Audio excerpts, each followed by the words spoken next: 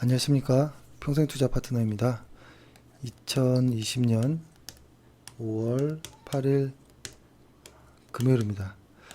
오늘 이야기하는 내용은 코스피 코스닥에 대한 지수 이야기만 좀 할 텐데요.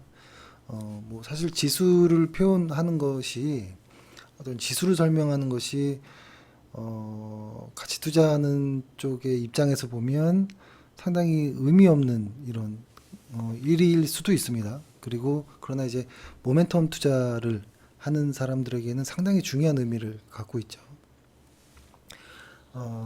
근데 사실 저희는 제가 저를 생각할 때 저는 약간 가치 투자와 모멘텀 투자를 좀 다 하고 싶어 하는 이런 좀 모습이 있어요. 뭐냐면 예를 들어서 어떤 주가에 가치가 있다라고 해보면 여기는 이제 출렁이는 이제 물이라고 해보면 여기에 이제 이 배가 하나 떠 있겠죠. 보통 이 주가는 항상 이렇게 보통 이 가치에 따라 이 언저리에서 이제 움직인다고 봅니다. 이건 이제 주가의 가격이라고 해보면. 근데 뭐 상황에 따라서 뭐 파도든 뭐든 어떤 무언가가 있을 때 이제 출렁이면서 이렇게 가겠죠. 그러니까 이 가치에 비해 그러니까 어떤 종목의 적정 가치에 비해 그 주가는 그 가치를 비해 이렇게 왔다 갔다 이렇게 움직인다라는 생각을 갖고 있는데 보통 가치보다 아주 좋은 회사가 전제는 아주 좋은 회사죠. 아주 좋은 회사가 이 회사의 적정 가치보다 싸게 거래될 때 매수하고 싶어지는 이런 마음이 있는 것이고, 그러니까 진짜 가치 투자자라면 이 회사의 적정 가치보다 싸게 거래될 때 매수해서 이 회사의 어떤 적정 가치에 도달하면 매도하는 것이죠. 매도하는 것이 이제 가치 투자라고 해보면 사실 좋은 회사들은 그 다음부터 어떤 거품이 나올 수 있거든요. 버블, 어떤 탄력이 생길 수 있거든요. 그래서 진짜로 이제 가치 투자자들의 이제 선호하는 구간은 이 구간이라고 본다면 모멘텀 투자자들은 여기서부터 이만큼을 이제 선호하는 것이죠. 그래서 어, 저의 어떤 개인적인 어떤 성향은 이렇게 낮은 단계까지 어떤 좋은 회사들이 오면 분할로 매수를 했다가 이 언저리 때의 물량을 일부 덜어내고 그 다음에 이 위쪽에서는 기술적 분석으로 전량 매도하고 나오는 이런 것들을 사실 좀 선호합니다. 선호하고 그렇게 하려고 하는데 사실 쉽지는 않죠.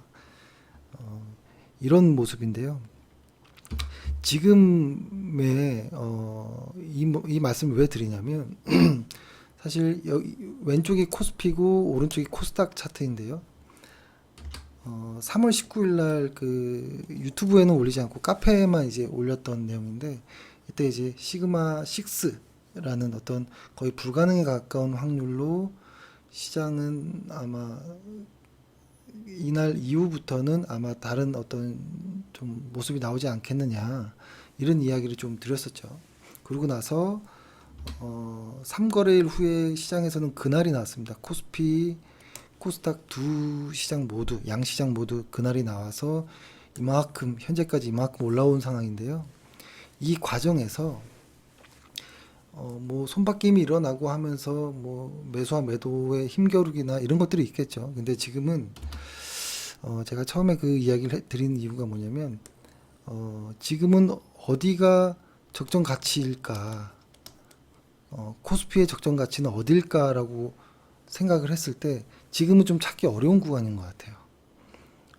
왜냐하면 그때 얼마 전에 방송에서 말씀드렸던 것처럼 시장에서 큰 어떤 하락이 나오고 이렇게 주가가 어떤 변곡점 이후에 반등했을 때 실적은 좀 이 변곡점보다 좀 후행해서 이렇게 실적은 이렇게 움직인다라고 했고 이런 구간들에서 어떤 갈등이 많아진다라는 이야기를 드렸잖아요. 뭐냐면 주가는 상승하지만 실적이 하락하고 있는 이런 구간에서는 어떤 적정 가치를 좀 이렇게 이야기하기가 좀 어려운 구간인 것 같아요. 그래서 이런 구간은 변동성도 많고 가치 투자자와 모멘텀 투자자 간의 어떤 의견 차이도 있고 뉴스 역시도 혼란스럽고 뭐 이런 구간인데 지금이 그런 것 같아요.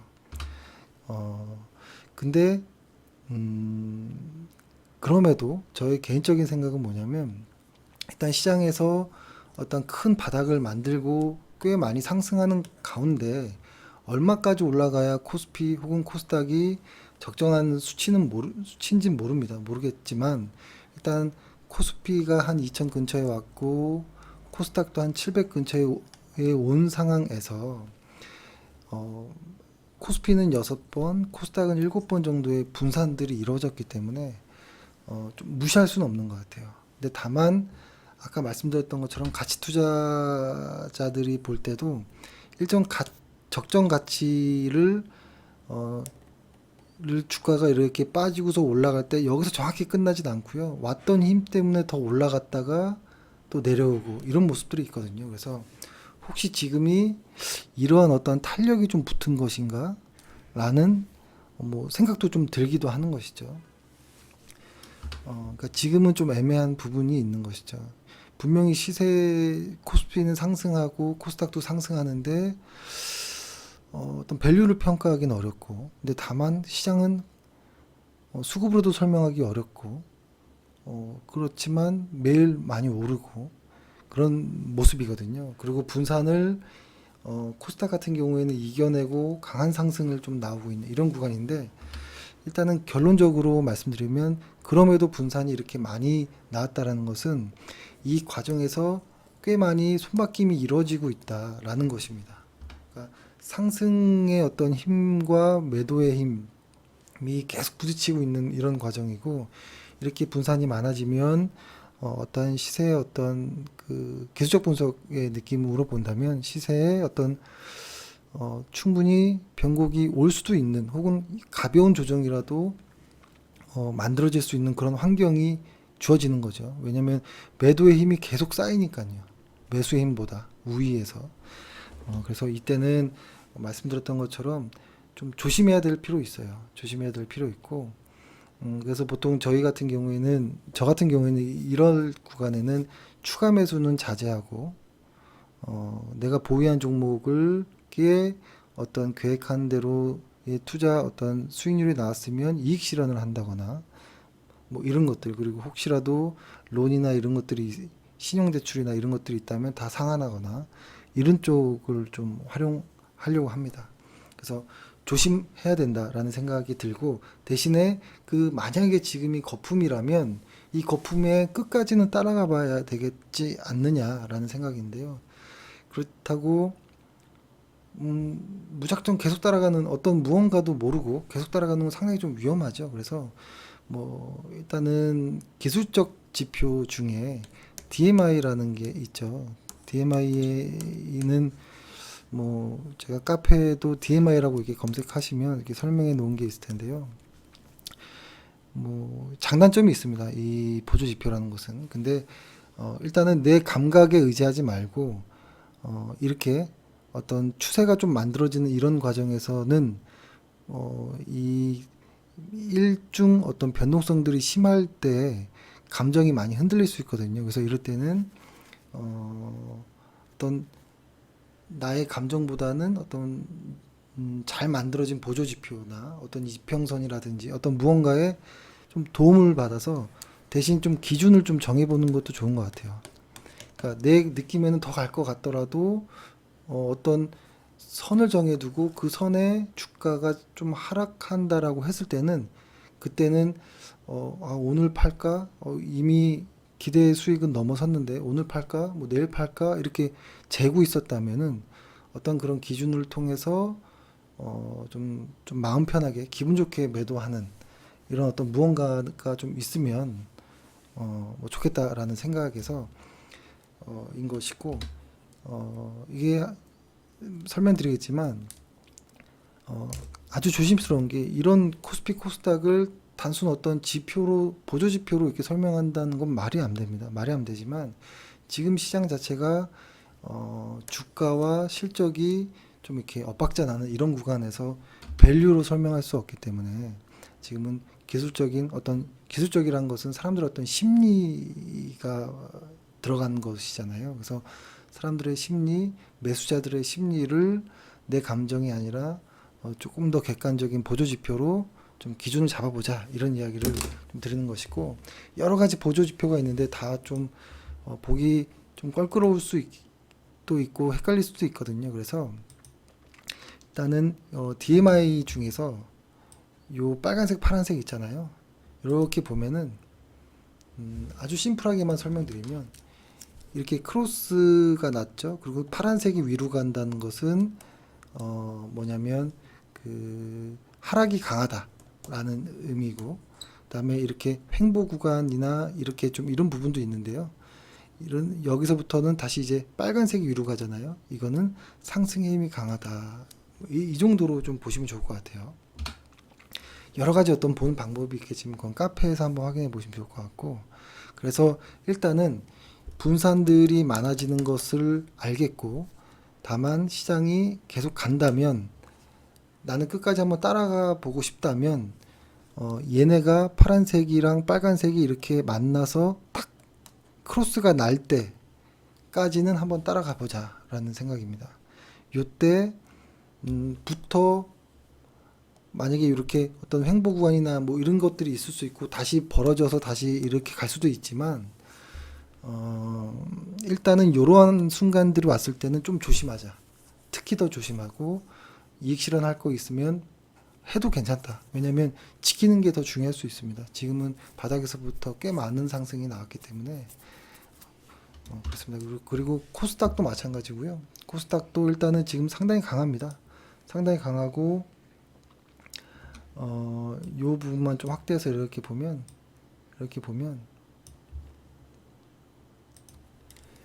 상승이 시작하고 나서부터 여기서 잠깐 이런 좀 흔들림이 있었고 다시 이렇게 벌어지는 이런 모습.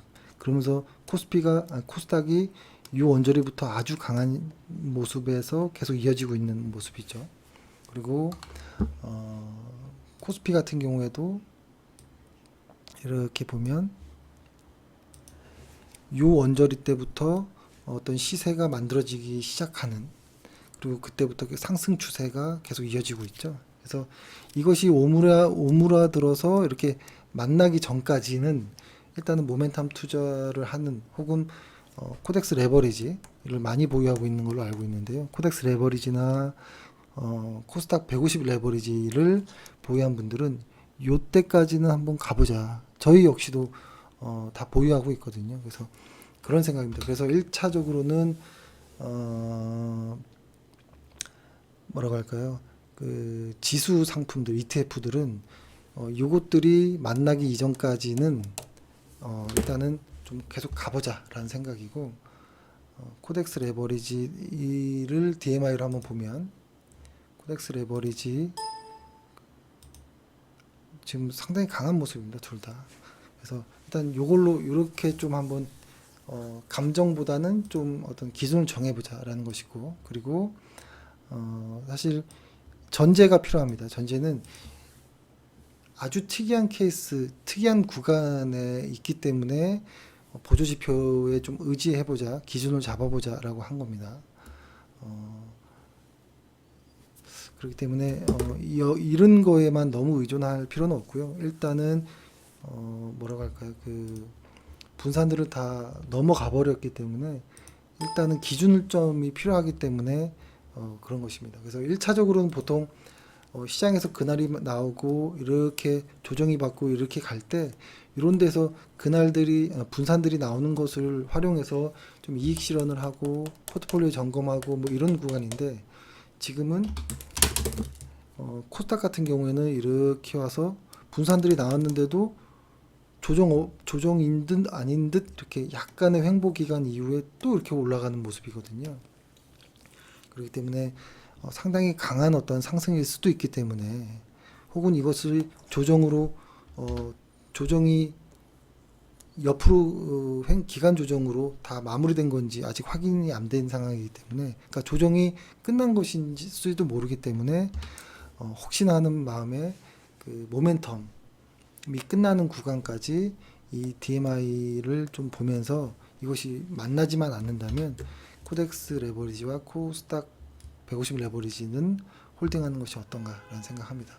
좀 유치할 수도 있었던 내용이었던 것 같습니다. 다만 지금은 설명할 수 있는 내용들이 없는 것 같아요. 뉴스를 따르자니 너무 늦고 너무 혼란스럽고 노이즈가 많고 그렇죠. 그리고 실적을 보자니 계속 우하향하고 있고 근데 지수는 오르고 수급도 설명하기 어렵고 이런 상황이기 때문에 감정에 치우치기 쉽기 때문에 말씀드린 내용입니다. 예, 참고하시기 바라겠습니다. 주말 잘 보내시고요. 감사합니다.